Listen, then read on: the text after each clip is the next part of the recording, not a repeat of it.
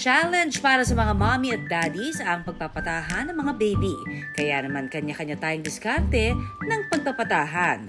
Kapag sinumpong ng tantrum ang ating mga anak. Binibigyan po ng laruan. Inahele-hele pag ganun. Bigyan ng pagkain, para gugutom lang. Cellphone. Yung pinapatahan ko para lang tumahan ka agad. Pinapakain, pinapadede ko siya.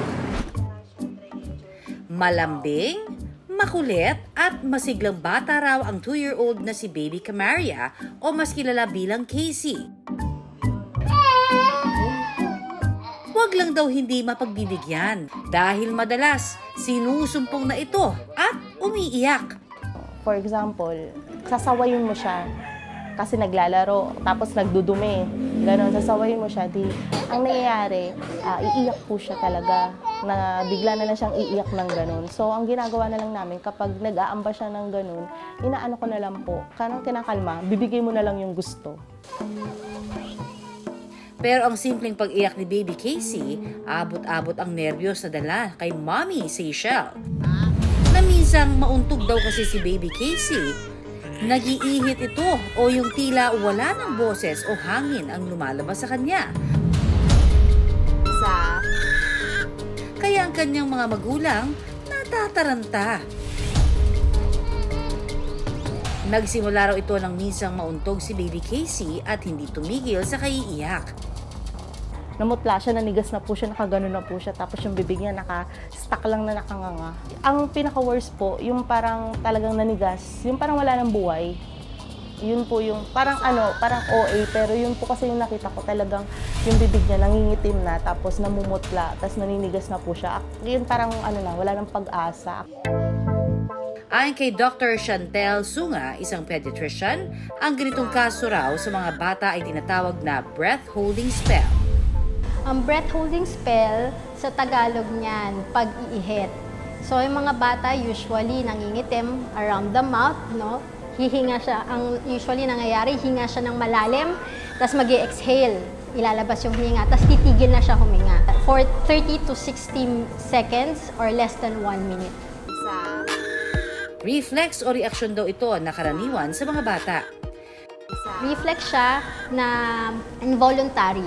Common siya, pero hindi actually lahat ng bata may ganito. No? Ano lang to kasi pero hindi lang alam ng bata paano express yung sarili niya. Kaya nagkakaroon siya ng breath-holding spell. Ayon kay Doc, may dalawang uri ng breath-holding spell. Kapag ang bata ay nagkukulay asul kapag umiiyak, ang tawag dito ay cyanotic at indikasyon na nakakaramdam ito ng pagkabigo o galit. Habang ang pallid breath-holding spell naman ay kapag namumutla ang bata kapag umiiyak o senyales na natatakot o nasasaktan.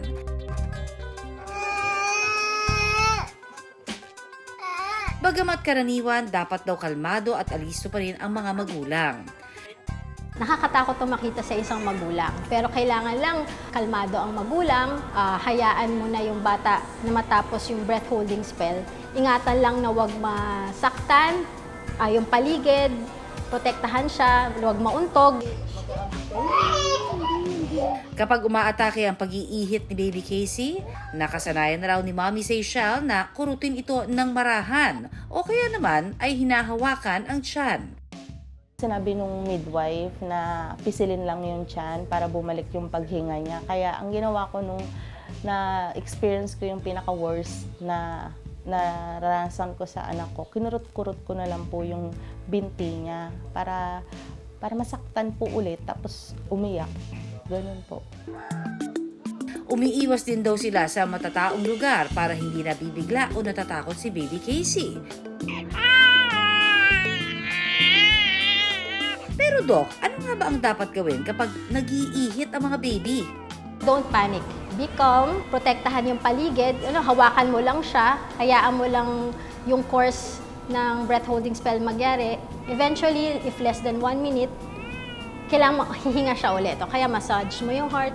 Wag na yung aalugin. Wag aalugin, wag wisikan na tubig. Ang pinakamahalaga raw ayon sa eksperto, maging kalmado. Kailangan mo mapapakalma yung bata, ma-feel niya na you're there for him. Tapos, ingatan din natin, wag pakita yung takot doon sa bata, wag iiyak. Kasi lalong matatakot yung bata, matatransfer mo yung emotions mo sa kanya, lalong hahaba yung spell. Bibi ko. Kapag hindi raw kasi na-manage na maayos at kalmado, posible raw itong maging delikado. Pag humaba yung spell, may tendency na mawalan ng malay, pwedeng magkumbusyon kasi walang oxygen sa utak.